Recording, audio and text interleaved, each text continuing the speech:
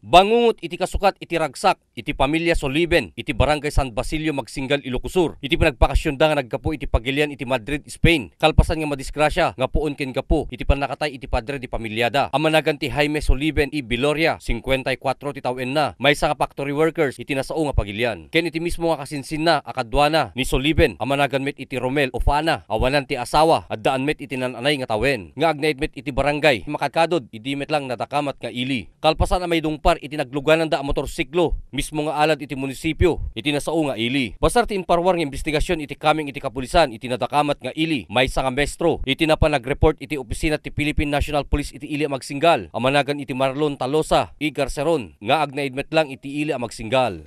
So para umpay ti kuami ti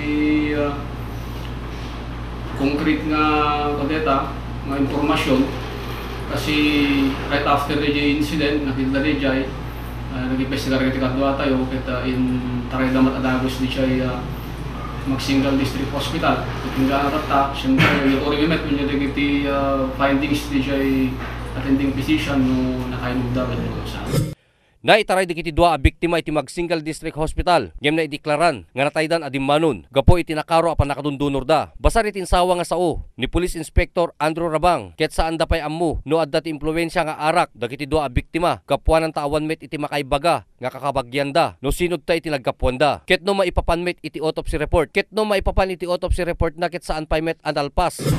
Awan talaga nga self accident ito ita kas makita yung dyan tisamo din ti auditorium na dadahin na pwede dyan kwa hindi dyan panaka-design din yung fence na hindi dyan chain diyan na naka-install diyan na natadahin na dyan nagdadiretso lang yung auditorium so di nakaitupaan din yung ulo da so di nakaikuanan ti nagresultahan ti panakatay na.